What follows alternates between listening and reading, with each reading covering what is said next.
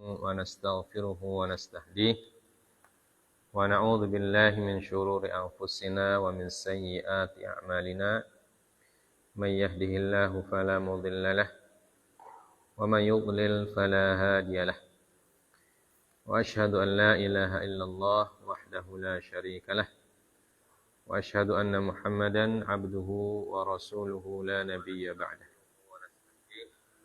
اللهم صل وسلم وبارك على نبينا محمد صلى الله عليه وسلم وعلى آله وأصحابه ومن تبعهم بإحسان إلى يوم الدين أما بعد. Kita bersyukur kepada Allah Subhanahu wa taala bahwa pada malam hari ini kita kembali bertemu dan bermajlis untuk sama-sama membaca hadis-hadis Nabi sallallahu alaihi wasallam tentang keutamaan orang yang belajar dan mengajarkan Al-Qur'an. Ya.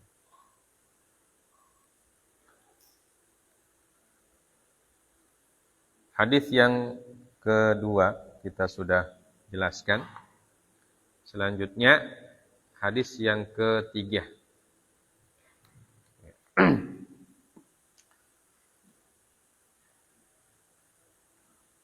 Hadis yang ketiga kita baca hadisnya. Bismillahirrahmanirrahim. Wa an Umar bin al-Khattab radhiyallahu ta'ala anhu anna an-nabiy sallallahu alaihi wasallam yaqul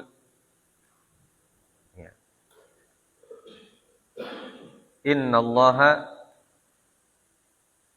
ta'ala yarfa'u bihadzal kitabi aqwaman wa yadh'u biha akharin. Rawahu Muslim. Dari Umar bin Al-Khattab radhiyallahu taala anhu bahwasanya Nabi sallallahu alaihi wasallam bersabda, sesungguhnya Allah taala mengangkat derajat dengan kitab ini suatu kaum atau kaum-kaum, dan mencampakkan yang lainnya, mencampakkan dengannya kaum yang lain. Hadis riwayat Imam Muslim. Ya. Sesungguhnya Allah Azza wa Jalla mengangkat derajat suatu kaum dengan kitab ini, yaitu kitab Al-Quran, dan mencampakkan dengan kitab ini juga kaum yang lain, atau merendahkan kaum yang lain. Hadis riwayat Imam Muslim. Nah, hadis ini senada dengan ayat yang kita baca, yarfa'illahu alladhina amanu minkum walladhina utul ilma darajat. Sesungguhnya Allah Subhanahu wa taala mengangkat derajat orang-orang beriman di antara kalian, dan mengangkat derajat di antara orang-orang beriman itu orang-orang yang menuntut ilmu beberapa derajat. Ya. Beberapa faedah yang bisa kita dapatkan dari hadis ini. Pertama, berkata Ibnul Qayyim rahimahullahu taala, ya, innal ilma yarfa'u sahibahu fid dunya wal akhirah ma yarfa'uhu al-malaku wal mal, al-milku wal malu wa la ghairuhuma. Atau al-mulku, ya. Ma la yarfa'uhu al-mulku wal malu wa la ghairuhuma. Fal ilmu yazidu syarifa syarafan wa yarfa'u al-abda al-mamluka hatta yajlisahu majalisal muluk. Ya. Berkata Ibnu Qayyim rahimahullahu taala bahwa sesungguhnya ilmu akan mengangkat derajat pemiliknya di dunia dan di akhirat. yang dimana derajat tersebut tidak mampu dicapai dengan kekuasaan dan dengan harta. Dan tidak juga yang lainnya. Maka ilmu akan menambah kemuliaan orang-orang yang mulia dan akan mengangkat derajat seorang hamba sahaya sampai dia bisa duduk sejajar dengan para penguasa. Ini kata Ibnu Qayyim. Ya. Jadi begitu mulia derajat orang yang menuntut ilmu. Dan ilmu yang paling mulia adalah ilmu Al-Quran. Ya. Ilmu yang paling mulia adalah ilmu Al-Quran. Karena kita berinteraksi dengan firman Allah Azza wa Jalla. Sebagaimana disebutkan oleh para ulama bahwa kemuliaan ilmu itu bergantung atau selaras dengan selaras dengan apa yang kita pelajari dalam ilmu tersebut. Jadi ilmu yang paling mulia adalah ilmu yang berkaitan dengan Allah Subhanahu wa taala dan syariatnya.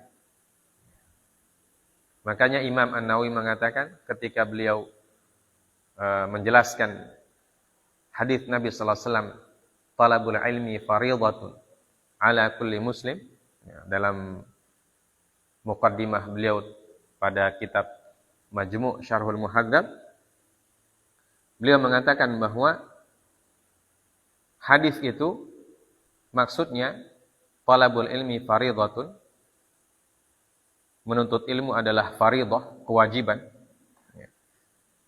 Beliau mengatakan ilmu yang bagaimana yang fardhah itu? Yang dituntut secara wajib, hukumnya wajib adalah ilmu yang berkaitan dengan tentang syariat Allah Subhanahu wa taala. Itu yang hukumnya wajib dituntut. Ilmu tentang tata cara kita beribadah kepada Allah Subhanahu wa taala. Yaitu ilmu Al-Qur'an dan ilmu tentang hadis Nabi sallallahu alaihi wasallam. Sedangkan ilmu yang lain hukumnya sesuai dengan kontribusinya terhadap pemahaman kita kepada syariat Allah Subhanahu wa taala. Bila ilmu yang lain itu menambah pemahaman kita terhadap syariat Allah, maka bisa menjadi ilmu yang juga dianjurkan untuk dituntut. Tapi kalau ilmunya tidak mendukung kita memahami syariat Allah Azza wa Jalla, maka tentu hukumnya tidak wajib. Jadi ada ilmu yang hukumnya sunnah, ada ilmu yang hukumnya mubah saja. Bahkan beliau mengatakan ada ilmu yang hukumnya haram untuk dituntut, tentang seperti ilmu sihir, ilmu mencuri, ilmu menipu, itu haram untuk dituntut karena dia akan menyebabkan orang bermaksiat kepada Allah Subhanahu wa taala.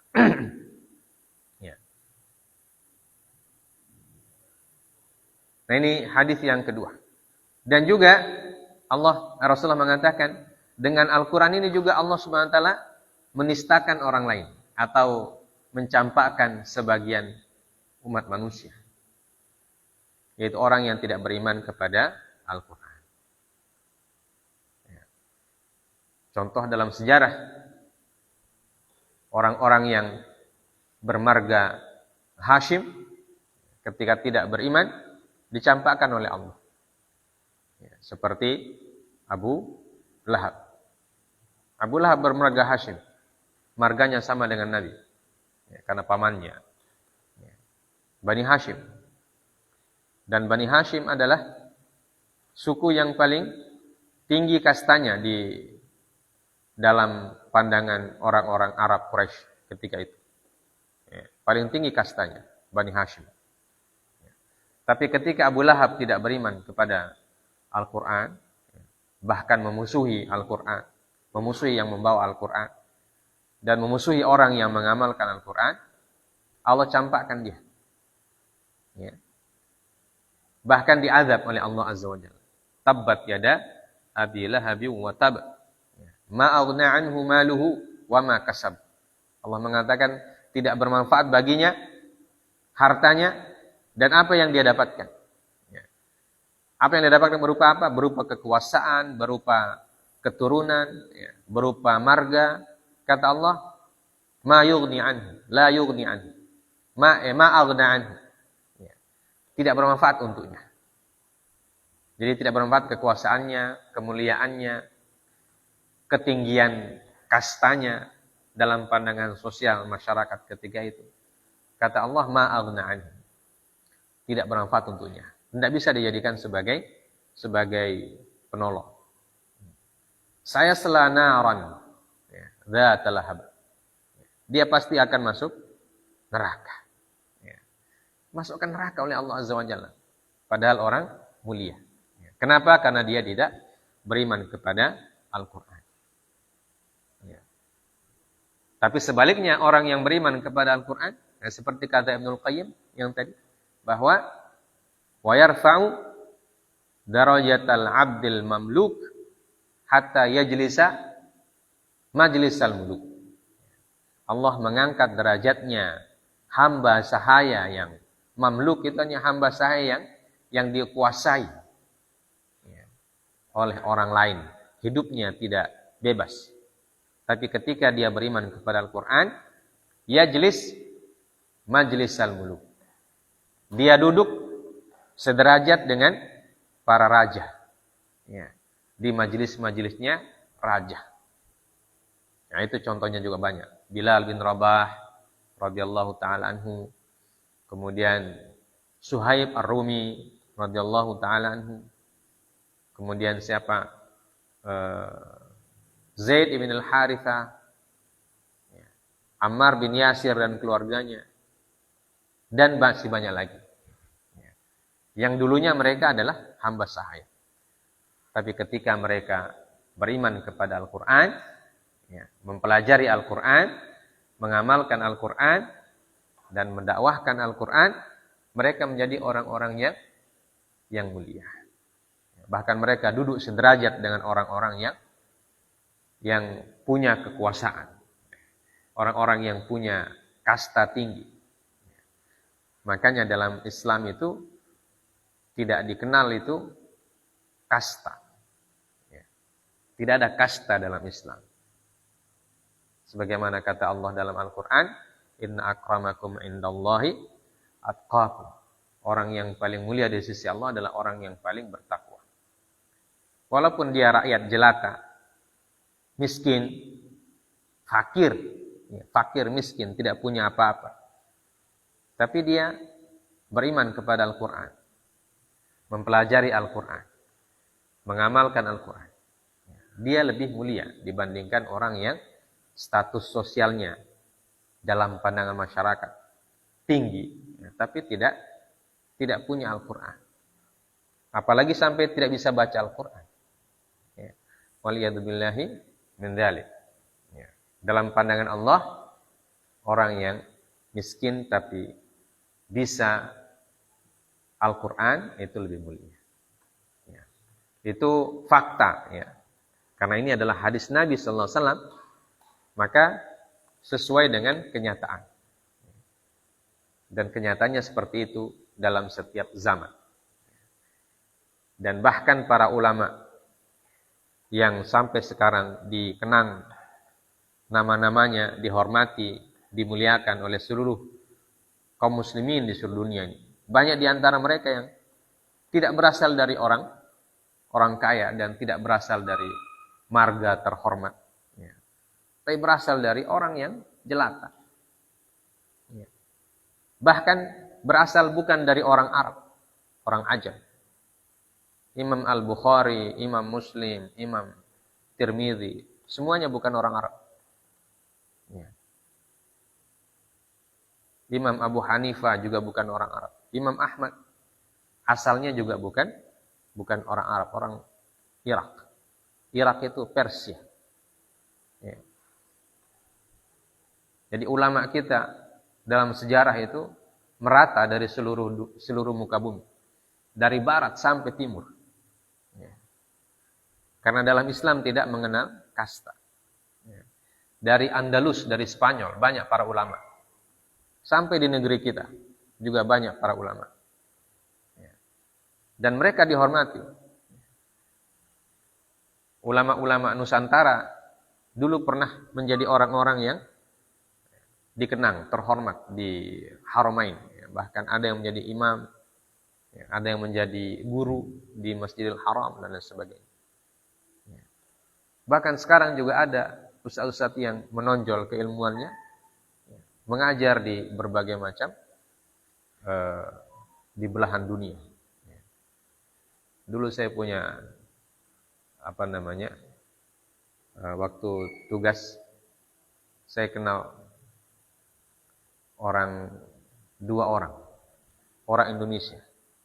Yang satu jadi profesor di Belanda, mengajar Islam. Yang satu jadi profesor di Australia. Orang Indonesia. Orang Indonesia. Dan mereka dimuliakan karena ilmunya. Nah, karena Islam tidak mengenal batas-batas wilayah tentang keilmuan itu. Jadi yang berilmu itu bukan nanti orang Arab. Semua orang yang belajar. Jadi orang Indonesia, kita juga bisa kalau mau. Kalau punya semangat. Kalau punya tekad yang kuat, bisa. Dan itu sudah ditulis dalam sejarah.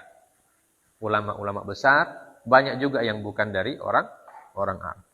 Imam Bukhari, Imam Muslim, semuanya dari mana? Dari Sind, dari Uzbekistan. Imam Tirmidzi, dari Tirmidzi. Tirmidzi itu juga bagian dari Persia, bukan orang Arab. Imam Nasa'i. Imam Abu Hanifah, Imam Ahmad. Dari 4 mazhab yang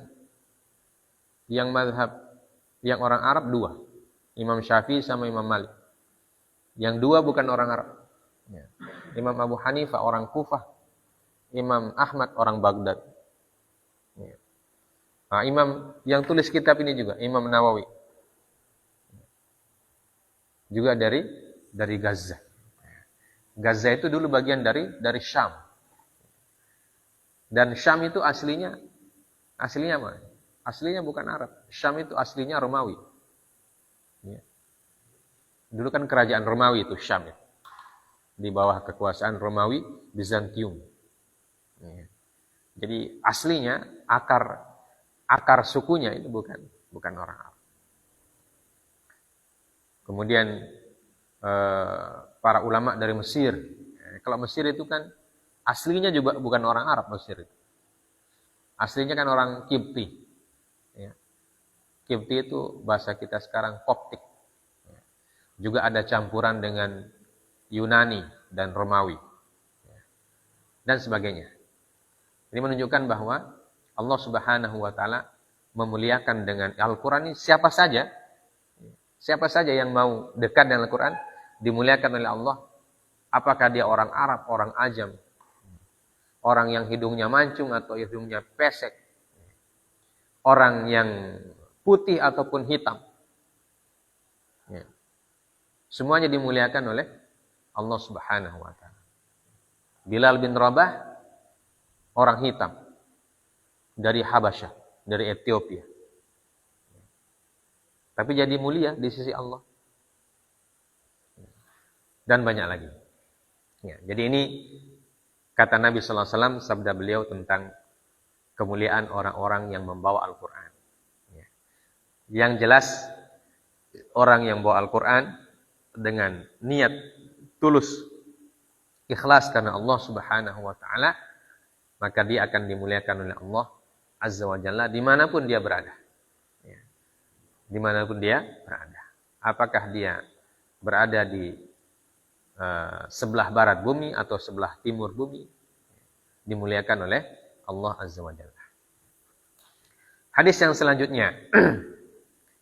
An Abi Umamah Al-Bahili radhiyallahu taala anhu. Qala sami'tu Rasulullah sallallahu alaihi wasallam yaqul Iqra'ul Qur'an fa innahu ya'ti yaumal qiyamati syafi'an li ashabihi. Rawahu Muslim. Dari Abi Umamah Al-Bahili radhiyallahu taala anhu berkata, Abi Umamah Al-Bahili disebutkan dalam biografi beliau dalam kitab ini.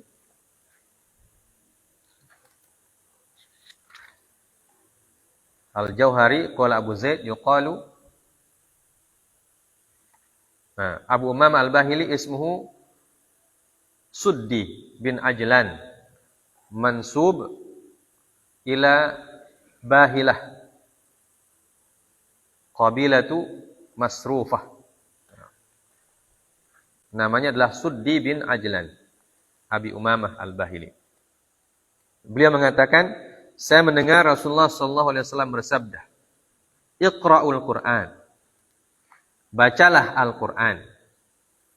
Karena sesungguhnya dia, Al-Qur'an itu akan datang pada hari kiamat sebagai pemberi syafaat untuk ashabnya, untuk sahabat-sahabatnya, sahabat Al-Qur'an.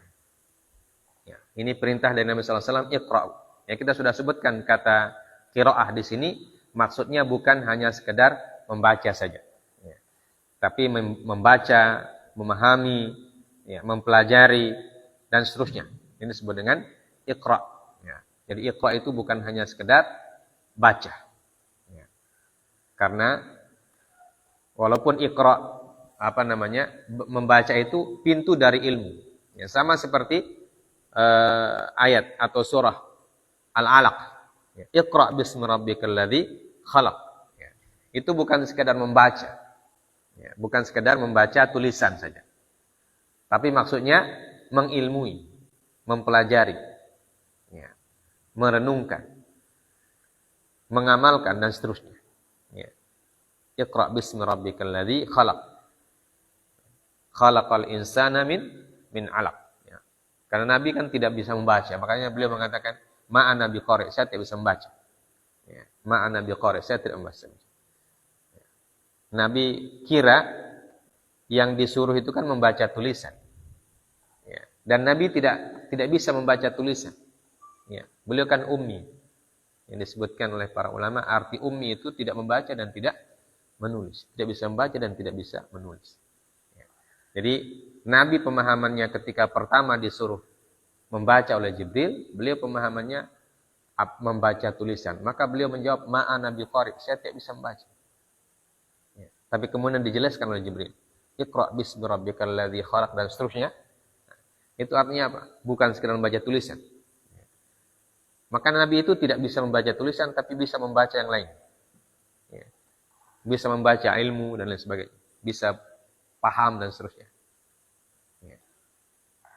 Nah itu Iqra'. Maka dikatakan Iqra'ul Qur'an, bacalah Al-Qur'an, pelajarilah Al-Qur'an. Mempelajari Al-Qur'an tentu mempelajari semua aspek tentang Al-Qur'an. Baik membacanya, bacaannya, memahaminya, maknanya dan seterusnya.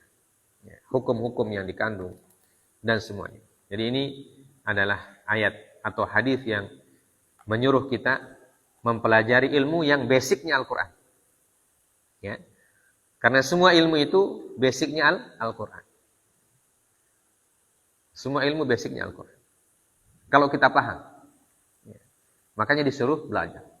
Kalau kita tidak paham kita merasa bahwa ilmu yang lain tidak ada dalam Al-Qur'an. Makanya orang yang tidak pernah membaca Al-Qur'an dia bilang, tidak mungkin Al-Qur'an membahas tentang segala pengetahuan. Tidak ada dalam Al-Qur'an itu pengetahuan tentang teknologi, tidak ada. Cara membuat pesawat terbang, tidak ada. Karena dia tidak membaca dengan baik.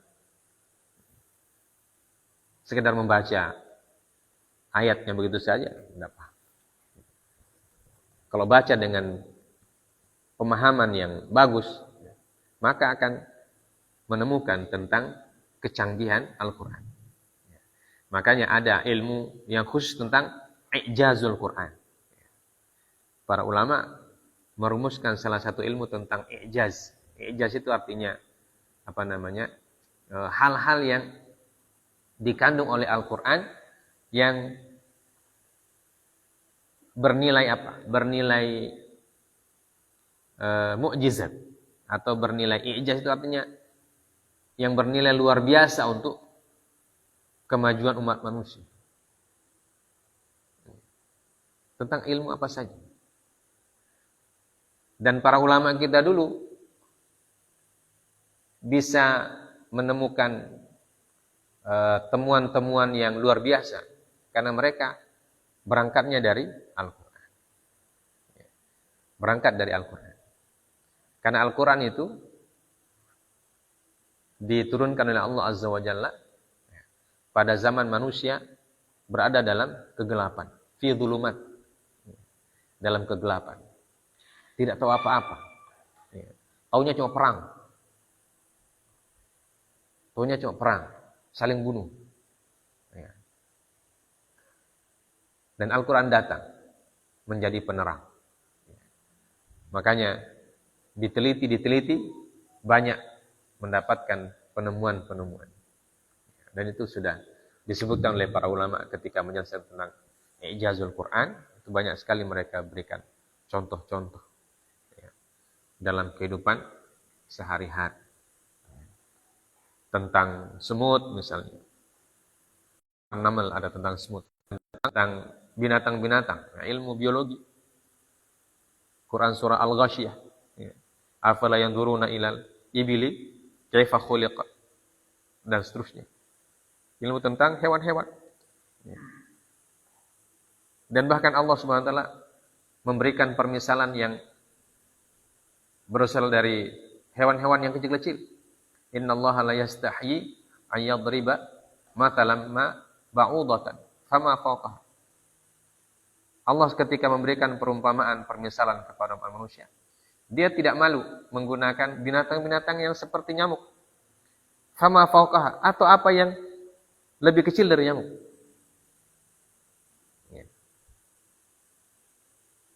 Bahkan mithqalu dzarrah. Dzarrah itu apa? Mithqalu dzarrah. Mithqalu dzarratin khairan yarah. Benda yang paling kecil. Ya. Kalau zaman dulu diterjemahkan biji sawi. Ya. Padahal masih ada yang lebih kecil daripada biji sawi. Mithqalu dzarrah. Benda yang paling kecil. Amalan kita sekecil apapun itu ada balasannya. Begitu juga kemaksiatan. Itu tentang benda-benda. Benda yang paling kecil apa? Partikel. Atom-atom itu punya partikel lagi. Dan lain sebagainya, dan lain sebagainya. Berkaitan dengan ilmu pengetahuan? Iya. Berkaitan dengan ilmu antariksa? Juga punya i'jazul Quran. Al-Quran surah Ar-Rahman. Apa kata Allah Azza wa Jalla?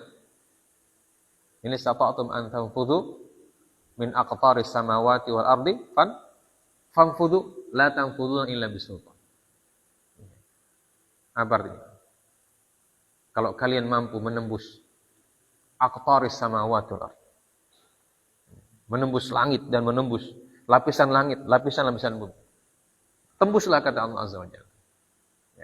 Pada zaman itu belum terbayang orang bisa naik ke langit.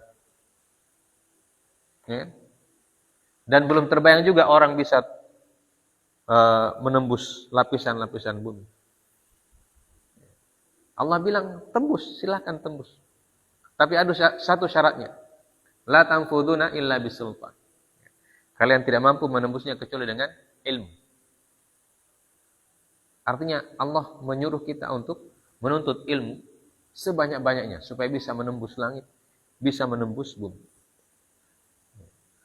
Dan dari situ orang terinspirasi.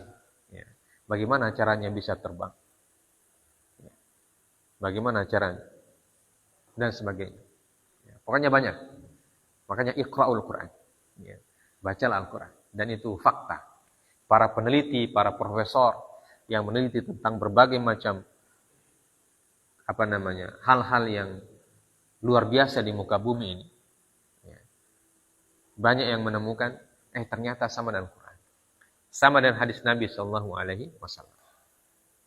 Ya, contoh kecilnya itu tentang hadis Nabi yang menyebutkan kalau ada lalat yang hinggap di air minum kita, ya, jangan langsung dibuang, kata Nabi, tenggelamkan dulu. Ya. Fa inna fi ihda janahaihi da'un, ya, wa fi ukhra dawa. Karena sesungguhnya dalam salah satu sayap lalat itu ada racun dan penawarnya ada di sayap yang lain. Itu diteliti oleh ilmuwan zaman modern. Dan ada bukunya itu. Ada bukunya dalam bahasa Arab. Seorang peneliti Mesir, ya, yang meneliti tentang hadis itu. Dan dia menemukan itu.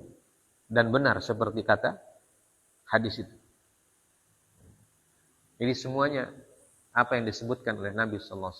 Kalau di Iqra, makanya dikatakan Iqra. Ya. Iqra'ul Quran, pelajari Al-Quran. Nah, kalau kita kan sekarang itu yang disebut belajar Al-Quran itu hanya belajar membaca saja.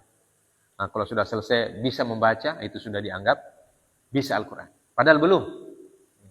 Membaca itu baru pintu. Baru pintunya. Kita belum masuk ke dalam ilmunya. Makanya Al-Quran itu kalau dipelajari, tergantung kita mau jadi apa ketika kita baca Al-Quran. Kalau kita mau jadi ulama, ahlu syariat, nah bisa. Ya. Kalau kita belajar Al-Quran dengan tujuan untuk menjadi ilmuwan, bisa juga. Bisa juga. Mau jadi cendekiawan, bisa juga. Mau jadi peneliti, bisa juga. Dengan Al-Quran. Ya. Nah, cuma kita itu tadi sayangnya. Ya. Sayangnya kita hanya bisa membaca, berarti sudah hebat. Apalagi kalau sudah bisa balagu. Ya. Sudah bisa lagu mujawad, itu sudah Masya Allah hebat. Ya. Padahal itu orang baru bisa membaca, itu baru pintu. Dia belum masuk ke dalam ilmu Al-Quran. Baru di permukaan. Ya. Tapi itu pun sudah mulia di sisi Allah Azza wa Jalla. Ya. Bayangkan. Orang baru bisa membaca Al-Quran itu sudah mulia. Ya. Apalagi kalau dia bisa menyelami. Ya. Tentu kemuliaannya tambah besar, tambah tinggi dia. Ya. Kenapa kata Rasulullah SAW, sungguhnya Al-Quran ini akan hadir di hari kiamat. Ya. Kenapa kita makanya kata para ulama, yang dimaksud dengan sahibul Quran itu bukan hanya orang yang menghafal ayatnya saja. Ya. Tapi semua orang yang berinteraksi dengan dekat dengan Al-Quran. Ya. Baik dia berinteraksi dengan meneliti ilmu-ilmu Al-Quran dan lain sebagainya. Ya, apalagi kalau dia menguasai sekian banyak ilmunya. Ya. Dia bisa baca dengan bagus, tajwidnya mantap, qiraahnya bagus, hafalannya bagus. Ya. Tentu semakin banyak aspek-aspek keilmuan tentang Al-Quran yang dia kuasai, nah, semakin kemungkinan besar dia mendapatkan syafaat dari Al-Quran. Syafi'an li ashabihi. Ya. Syafi'an li ashabihi. Dia akan menjadi pemberi syafaat untuk sahabat-sahabatnya. Kata ashab digunakan jamak. Digunakan kalimat jamak. Ya, bukan sahib tapi ashab. Nah, itu menunjukkan banyak. Jadi banyak orang yang nanti akan diberikan syafaat oleh Al-Quran. Ya, bukan cuma orang yang bisa membaca saja, tapi semua orang yang punya interaksi. Dan interaksinya intens, ya, interaksinya sangat banyak dengan Al-Quran. Baik dari sisi bacaan, hafalan, ya, pelajaran, ilmu-ilmu, kandungan, dan sebagainya. Hanya semakin banyak kita berinteraksi dengan Al-Quran, semakin banyak kita mengetahui tentang ilmu Al-Quran, maka semakin banyak peluang untuk mendapatkan syafaat dari Al-Quran. Nah, itulah keutamaannya. Ya. Kemudian hadis yang selanjutnya. An Ibnu Umar radhiyallahu taala anhuma anna Nabi sallallahu alaihi wasallam qala la hasada illa fitnatain. Rajulun atahu Allahul Qur'an fahuwa yaqumu bihi ana al-laili wa ana an-nahar. Wa rajulun atahu Allahu malan fahuwa yunfiqu ana al-laili wa ana an-nahar. Rawahul Bukhari wa Muslim. Dari Ibnu Umar radhiyallahu taala anhuma, dari Nabi sallallahu alaihi wasallam bersabda, tidak boleh dengki kecuali fi itnatain, kecuali dalam dua hal. Jadi kita tidak boleh iri kepada orang lain kecuali orang lain itu punya salah satu di antara dua hal. Ya. Pertama, rajulun atahullahul Qur'an. Seorang yang diberikan oleh Allah Al-Qur'an. Artinya dia paham Al-Qur'an, dia biasa baca, dia hafal, ya. Dia bisa mentadaburi, merenungkan, dia tahu hukum-hukumnya dan sebagainya. Atahullahul Qur'an fahuwa yaqumu bihi, dan orang tersebut yaqumu bihi ana al-laili wa ana an-nahar. Dan dia mengamalkan itu Al-Qur'an itu malam dan siang. Ana al-lail wa ana an-nahar. Malam dan siang. Karena dia berinteraksi dengan Al-Qur'an sangat banyak. Dia baca, dia tadabburi, dia baca tafsirannya, dia pelajari, diajarkan sama orang, ya, dia dakwahkan pokoknya. Artinya hidupnya tidak keluar dari area Al-Qur'an. Ya. Ketika dia mengajarkan tentang ilmu-ilmu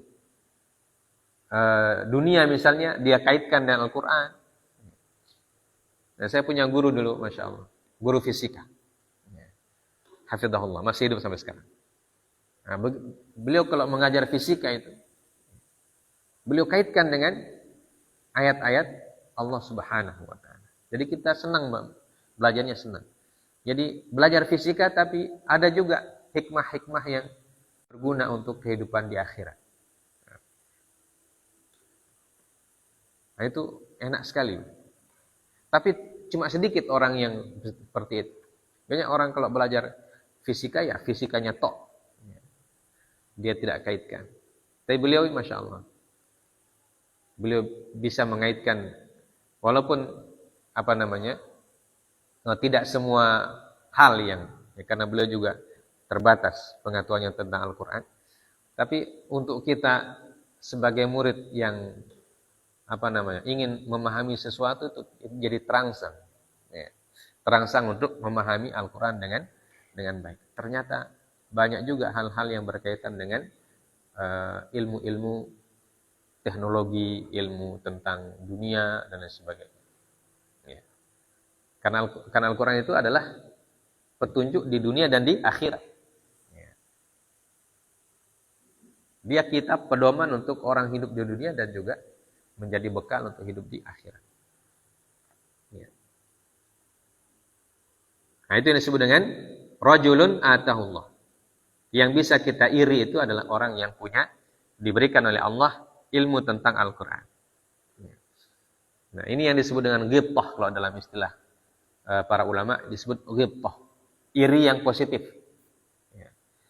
Maka Nabi mengatakan tidak boleh iri kecuali dua ini. Iri selain dua ini itu hukumnya tidak boleh, haram. Ya. Iri kepada harta orang, iri kepada kecantikan, kepada ketampanan. Ya. Nah, itu tidak boleh. Karena akan menjadi motivasi negatif. Ya. Tapi iri yang dibolehkan, ya, pertama iri kepada orang yang paham Al-Quran, punya ilmu tentang Al-Quran, dan dia mengamalkan ilmu itu setiap malam dan setiap hari. Seperti yang disebutkan dalam hadis sebelumnya. Ya. Ta'allama wa 'allama. Man ta'allama al-Qur'an wa 'allama. Jadi dia pelajari dan dia ajarkan. Begitu seterusnya. Dia pelajari, dia ajarkan. Karena ilmu Al-Qur'an itu tidak habis-habis. Kalau dipelajari tidak habis-habis. Ilmu tentang Al-Quran yang berkaitan dengan ilmu-ilmu syariat itu banyak sekali. Ya. Kalau kita belajar ulumul Quran, ada pelajaran khusus tentang ulumul Quran, ilmu-ilmu Al-Quran. Mulai tentang i'rab Al-Quran, tentang perumpamaan dalam Al-Quran, ya. Tentang gharibul Quran, kata-kata yang gharib dalam Al-Quran, apa yang maksud dengan gharib dan sebagainya. Kemudian sastra Al-Quran, banyak sekali. Ya. Itu yang berkaitan dengan belum berkaitan dengan kandungan hal-hal yang berkaitan dengan ilmu-ilmu yang lain. Ya. Ilmu tentang hewan-hewan. Ya. Ilmu tentang sosial. Ilmu tentang sejarah. Ya. Al-Quran juga punya aspek-aspek sejarah. Ya. Walaupun dalam Al-Quran sejarah itu tidak dijelaskan dari bab pertama sampai bab terakhir, tidak. Ya. Karena dia adalah pedoman saja. Hanya kaidah-kaidah umum. Kaidah-kaidah umum dalam memahami sejarah seperti apa. Kemudian yang kedua, rajulun atahu Allahu malan fa huwa yunfiquhu ana al-laili wa ana an-nahar. Orang yang kita harus iri kepada mereka, yang kedua adalah orang yang diberikan harta oleh Allah dan dia nafkahkan hartanya untuk kebaikan. Siang dan malam. Dia orang soleh. Orang soleh yang punya harta yang banyak. Dan dia gunakan untuk kebaikan umat manusia. Itu kita harus ingin seperti mereka. Ya, ghibthah, menggibthah mereka. Kita, apa bedanya iri dan ghibthah? Kata para ulama, bedanya iri dan ghibthah atau hasad dan ghibthah. Kalau ghibthah itu kita menginginkan sesuatu yang dimiliki oleh orang lain tanpa berniat untuk menghilangkan hal tersebut dari orang itu. Ya. Itu ghibthah. Seperti ilmu. Kita ingin seperti orang itu berilmu. Tapi ilmunya tidak bisa kita ambil, cabut seperti itu kan. Kita simpan dalam diri kita, tidak. Ya. Tapi kita ingin seperti dia. Ingin berilmu seperti dia. Ini namanya ghibthah. Begitu orang yang punya harta yang dermawan. Kita ingin seperti orang itu, punya harta dan dermawan. Ya. Tapi tidak melakukan sesuatu membuat orang itu hilang hartanya. Itu beda. Kalau membuat orang itu hilang hartanya, maka kita sudah hasad namanya. Ya. Kita kirim tuyul ke sana. Atau babi ngepet ke sana. Atau kita buat konspirasi supaya hartanya hilang. Nah, itu berarti itu hasad yang haram. Ya, hasad yang haram. Kalau ghibthah itu tidak. Kita ingin seperti dia, ya, dan kita berusaha dengan cara-cara yang halal. Ya, cara-cara yang dibenarkan oleh syariat. Nah, itu namanya ghibthah. Dan setelah kita punya harta, kita infakkan juga seperti dia. Ya. Orang tidak. Kalau iri itu tidak. Ya. Kalau dia dapat orang punya harta seperti orang tersebut, dia cuma simpan sendiri. Ya. Dia tidak infakkan. Itu berarti iri dia. Ya. Hasad. Itu hasad yang tidak boleh. Ya. Jadi ada ghibthah dan ada hasad. Ya. Hasad yang boleh atau ghibthah adalah menginginkan sesuatu dari orang lain, seperti orang lain, tapi tidak menghilangkan hal tersebut dari orang yang dilihat itu. Namanya ghibthah. Nah, itu dibolehkan. Ya. Dan dibolehkannya pun cuma dalam dua hal ini saja. Ya. Ketika orang diberikan ilmu Al-Quran, atahullahul Quran, ya. Orang yang punya ilmu Al-Quran kemudian dia mengamalkannya, ya, setiap hari, setiap malam, atau orang yang punya harta dan dia nafkahkan siang dan malam. Ya. Nah, itu jadi contoh, jadi teladan kita. Nah, selain itu tidak dibenarkan orang hasad. Ya. Kemudian hadis selanjutnya, warawainahu aidan min riwayat Abdullah bin Mas'ud radhiyallahu anhu bilafdin la hasada illa fitnatain rajulun atahu Allahu malan fasallatahu ala halakatihi fil haqq wa rajulun atahu Allahu hikmatan fahuwa yaqdi biha wa yu'allimuha. Ini hadis yang sama kata Imam Nawawi, tapi kami riwayatkan juga dari riwayatnya Abdullah bin Mas'ud. Kalau yang tadi itu dari Ibnu Umar. Jadi ada riwayat yang senada dari Abdullah bin Mas'ud dengan redaksi yang berbeda, di mana Rasulullah SAW bersabda, la hasada illa fitnatain. Ya, tidak boleh hasad kecuali pada dua hal. Yaitu kepada yang pertama, seorang yang diberikan oleh Allah Azza wa Jalla harta, fasallatahu ala halakati fil haqq. Ya, maka dia gunakan harta itu untuk berinvestasi. Halakat itu investasi. Berinvestasi dalam hal-hal yang hak. Dalam hal-hal yang diridhoi oleh Allah. Ya, jadi dia punya banyak harta, dermawan dia. Tapi kedermawanannya dalam masalah-masalah yang dibolehkan oleh syariat. Ada orang dermawan, tapi dia dermawan berinfak kepada hal-hal yang tidak dibenarkan oleh syariat. Ya. Dia bantu orang bermaksiat. Ada juga orang itu. Ya. Nah, itu tidak. Tapi orang yang menggunakan hartanya untuk hal-hal yang dibenarkan oleh syariat. Kemudian yang kedua, dan seorang yang diberikan oleh Allah hikmah. Ya. Kalau yang tadi itu atahullahul Qur'an. Ya. Diberikan oleh Allah Al-Qur'an. Maka hikmah dan Al-Qur'an sini artinya sama. Ya, artinya ilmu. Ya, hikmah itu berarti ilmu juga. Ya. Karena dalam dalam beberapa ayat seperti hikmah itu diartikan dengan ilmu. Ya. Fahuwa yaqdi biha wa yu'allimuha. Dan hikmah itu atau ilmu itu yaqdi biha. Ya. Dia laksanakan itu ilmu dan dia ajarkan kepada orang lain. Hadis riwayat Al-Bukhari dalam kitab Al-Ilm. Ya.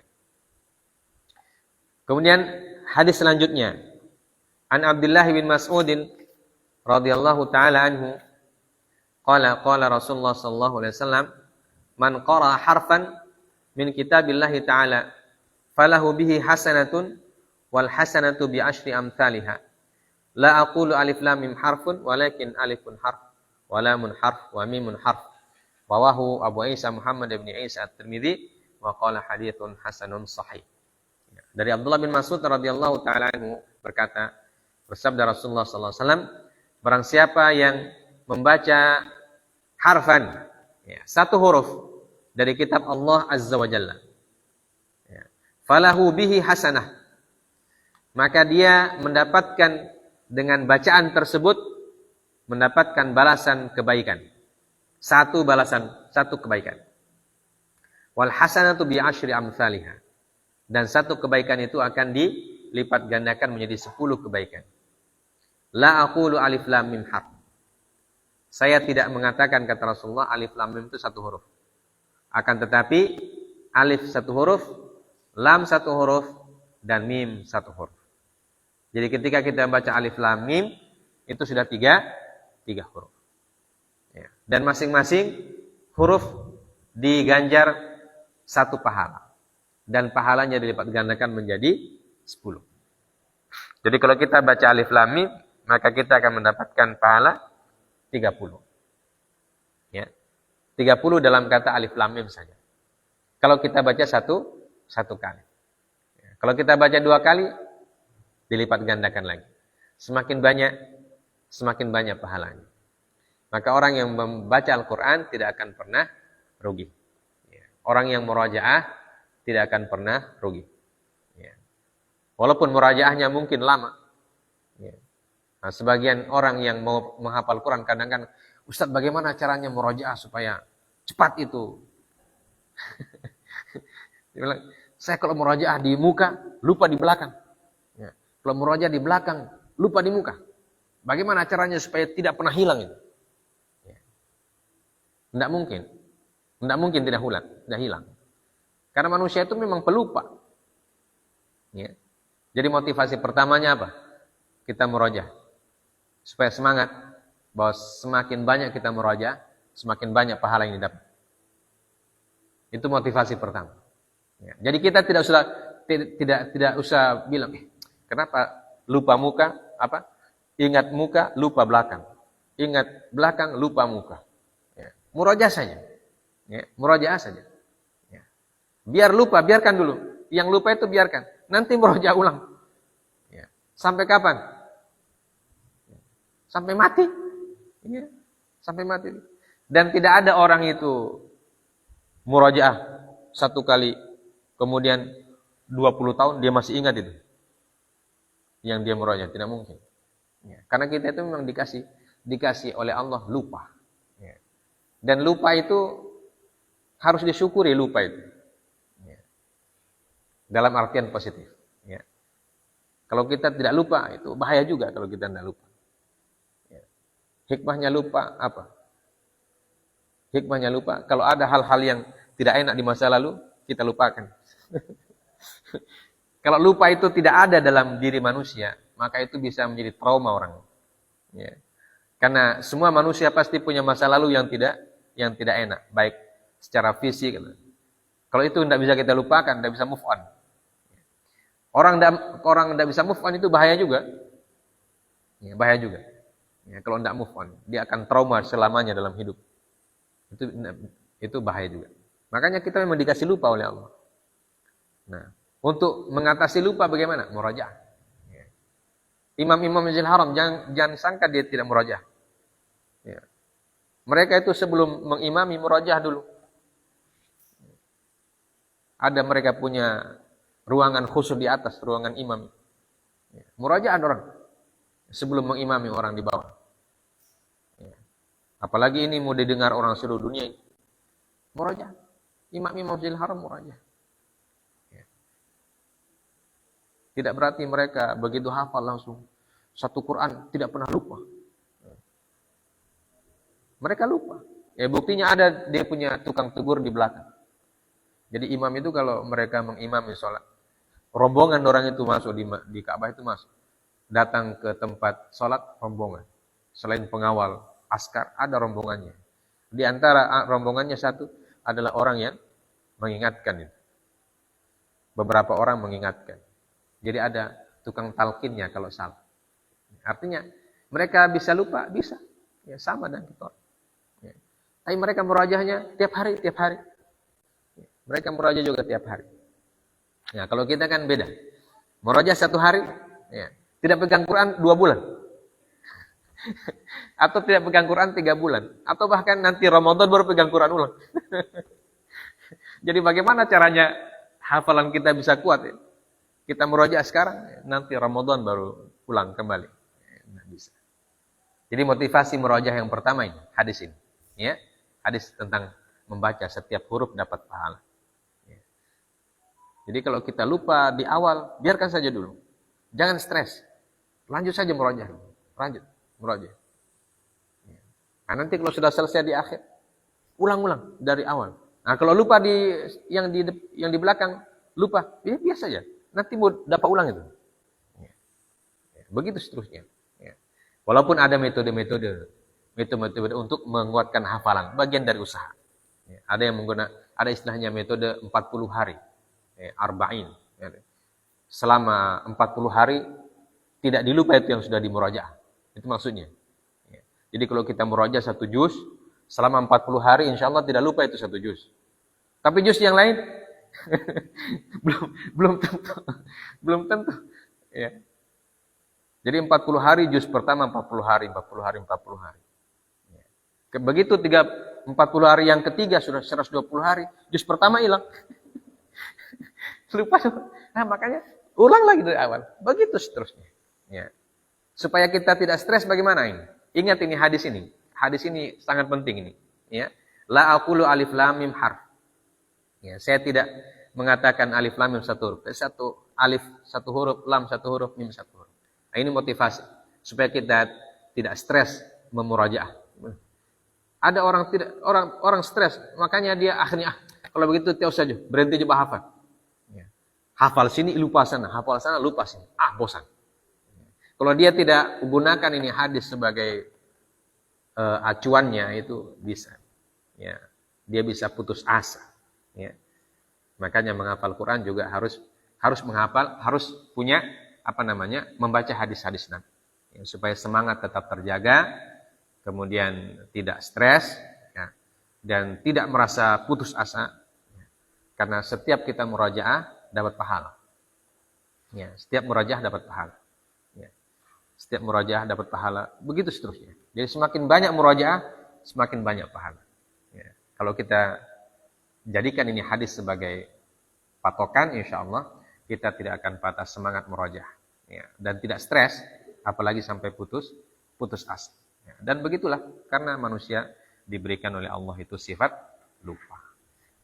Ya, saya kira sampai hadis ini dulu, insya Allah masih ada 1, 2, 3, 4, 5, 6. Ya, masih ada 6 hadis yang berkaitan dengan keutamaan fadilatu tilawatul Quran wa hamalatihi. Ya, fadilah membaca, keutamaan membaca, dan orang-orang yang membawa Al-Quran. Ya, semoga kita diberkahi oleh Allah Subhanahu wa Ta'ala, diberikan taufik untuk senantiasa punya semangat dan istiqomah mempelajari Al-Quran, mempelajari bacaannya, mempelajari ilmunya, mempelajari hafalannya, dan seterusnya. Subhanakallah bihamdik, asyhadu an la ilaha illa anta astaghfiruka wa atubu ilaik. Wa sallallahu ala nabiyyina Muhammad wa ala alihi washabbihi wasallam. Wa akhiru da'wana alhamdulillahirabbil alamin. Wassalamualaikum warahmatullahi wabarakatuh.